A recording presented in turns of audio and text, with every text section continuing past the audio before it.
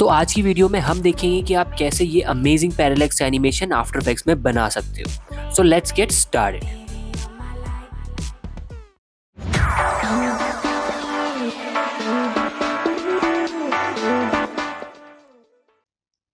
Hello everyone. So आज हम parallax बनाना सीखेंगे।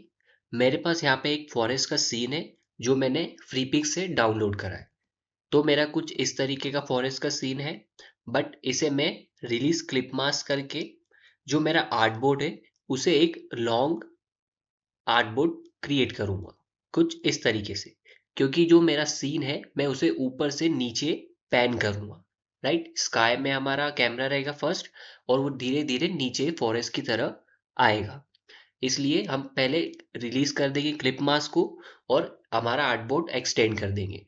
एक्सटेंड करने के बाद आप आपके आर्टबोर्ड को कुछ इस तरीके से अरेंज कर सकते हो। मैंने उसे साइड से भी एक्सटेंड कर दिया है, एडिशनल क्लाउड्स ऐड कर दिए हैं। उसके बाद जो हमारी ट्रीज है उसमें से मैंने कुछ ट्रीज को बड़ा कर दिया है, थोड़ा सा लाइट कर दिया है शेड, और कुछ इस तरीके से अरेंज कर दिया है। एंड हर एक लेयर पे एक अलग ऑब्जेक्ट है। इस ट्री का एक अलग लेयर है, इस ट्री का, इस ट्री का और इस ट्री का। और यहाँ पे जितने भी एलिमेंट्स हैं जो नीचे ग्रास है उसको मैंने एक अलग लेयर पे आप इलस्ट्रेटर में रख रखा है। अलग लेयर करने के लिए आप सिंपली इस लेयर को ओपन करोगे, यहाँ पे क्लिक करोगे, रिलीज टू लेयर करोगे और इन्हें बाहर करोगे तो आपकी सारी जो ऑब्जेक्ट्स है वो अलग अलग लेयर पे आ जाएंगे। कुछ ग्रुप में होंगे, आप उन्हें फिर अगेन सेम प्रोसेस से अलग लेयर में कर सकते हो, लाइक अनग्रुप, उसके बाद रिलीज टू लेयर्स एंड बाहर कर दीजिए। तो इससे आपका हर एक ऑब्जेक्ट एक अलग लेयर पे आ जाएगा। जैसे ये भी अभी ग्रुप है तो सेम आप इसको भी करोगे अनग्रुप,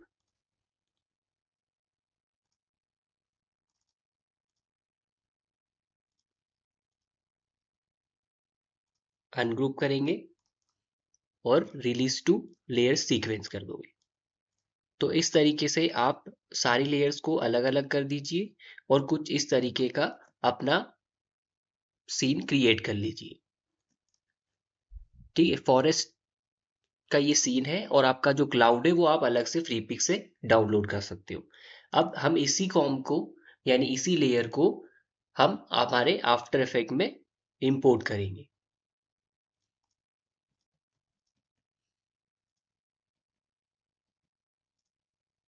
तो मैंने यहाँ डबल क्लिक किया और फॉरेस्ट लेयर को इंपोर्ट कर लिया।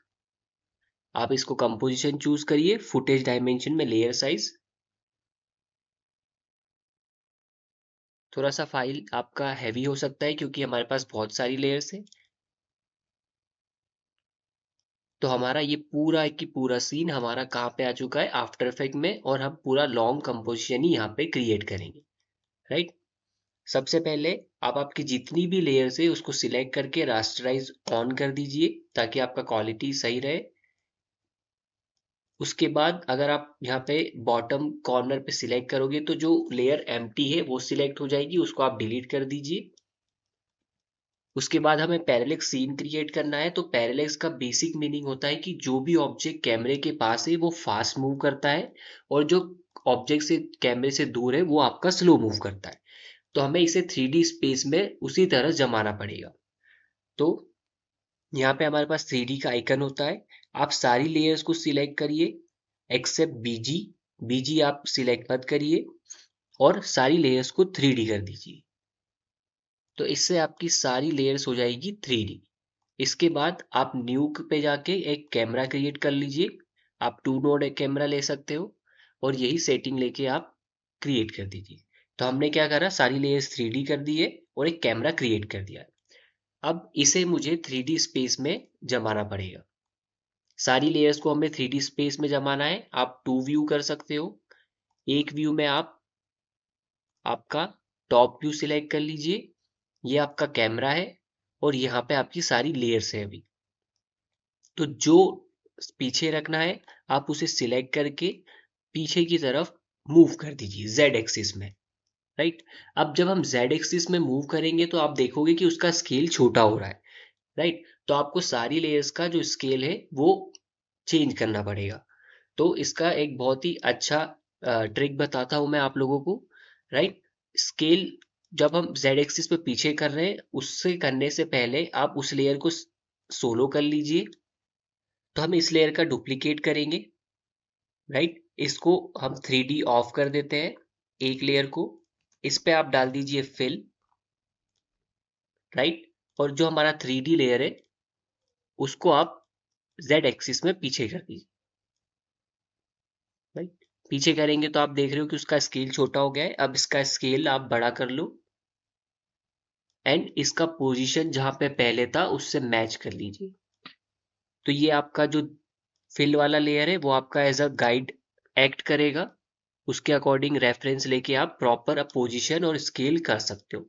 एग्जैक्ट मैच नहीं करोगे तो भी चलेगा बट आपका आसपास ही होना चाहिए। तो मैंने इस तरीके से उसको जेड एक्सिस में पीछे कर लिया, स्केल करके उसकी पोजीशन भी सेट कर ली। उसके बाद जो ये फिल वाली लेयर है आप डिलीट कर दीजिए। ठीक है। तो हमने इस ट्री को सेट कर दिया है।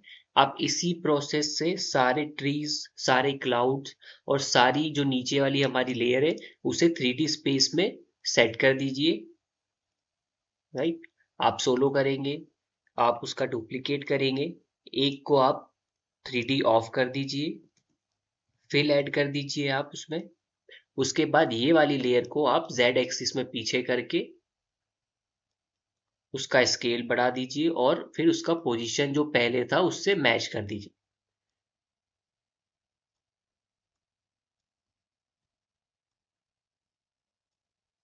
राइट। और उसके बाद आप ये लेयर डिलीट कर दो। सेम आप क्लाउड के लिए करोगे। सारे क्लाउड्स आप पीछे करोगे। अभी क्लाउड्स में रैंडम लेके आया हूं। अगर आप पहले से कंपोजिशन इलस्ट्रेटर में सेट करके आते हो तो आप क्लाउड्स को सेम फिल ऐड करके कर सकते हो। अभी हम रैंडमली उसे एडजस्ट कर रहे हैं क्लाउड्स को। तो ये थोड़ा सा लंबा प्रोसेस है। आपको धीरे धीरे एक एक करके सारी लेयर्स को जेड एक्सिस में पीछे करना होगा। उसके बाद उसका स्केल और पोजीशन आपको एडजस्ट करना होगा।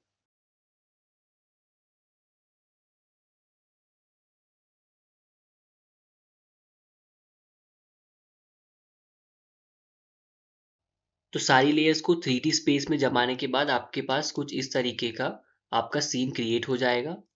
राइट। मैंने बीजी में एक ग्रेडियंट ले लिया है कुछ इस तरीके का ताकि वो एक सीमलेस बन जाए। एंड उसको मैंने 3D नहीं रखा है। राइट। बाकी सारी लेयर्स मेरी 3D है। हमारे पास कैमरा है। कैमरा की आप पोजीशन ओपन करोगे तो आप पोजीशन को जब मूव करोगे तो आपका पैरेलक्स सीन क्रिएट हो जाएगा। राइट। Like this.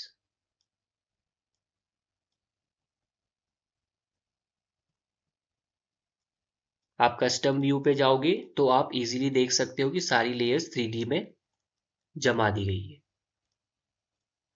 अब इसे एनिमेट करने के लिए आपको कैमरे की पोजीशन पे की लगाना पड़ेगा।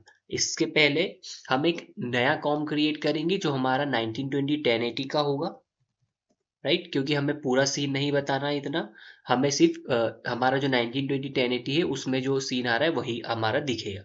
हम इस फॉरेस्ट को ड्रैग एंड ड्रॉप करेंगे। राइट। तो हमारा मेन सीन कुछ ये वाला है।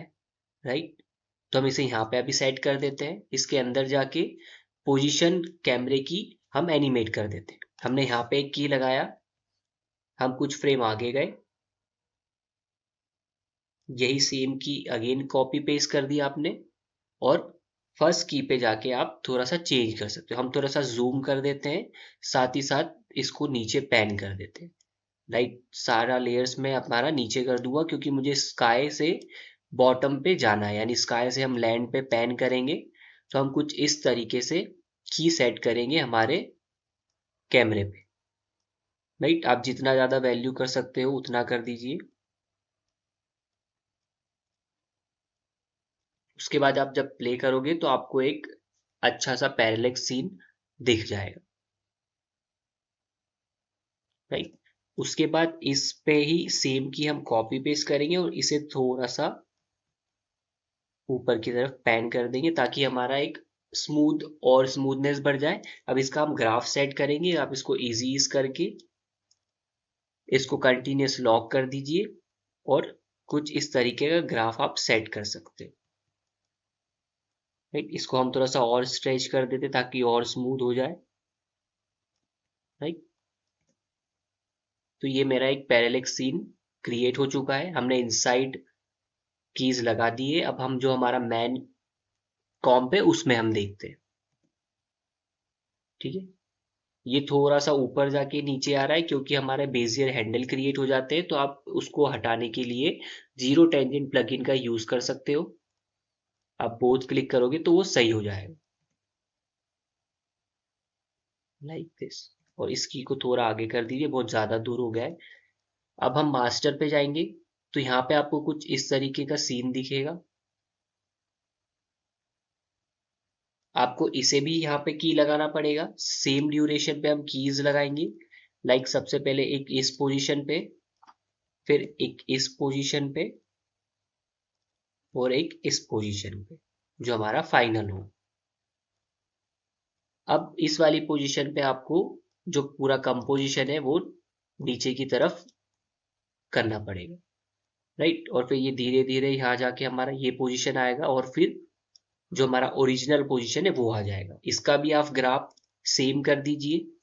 ग्राफ कॉपी पेस्ट कर सकते हैं आप इस कॉपी प्लगइन से, जिसे हमने यहाँ पे कॉपी कर लिया और बाहर जाके जो हमारा मेन वो है उसको ईज कर दिया, तो आपका जो ये ग्राफ है वो सेम हो जाएगा। बस मेक श्योर कि ये आपका कंटिन्यूस हो और थोड़ा सा वैल्यू हो यहाँ पे, तो वो आपका सही क्रिएट हो जाएगा। Right, like this. तो आप देखोगे कि आपका पैरेलैक्स सीन क्रिएट हो चुका है।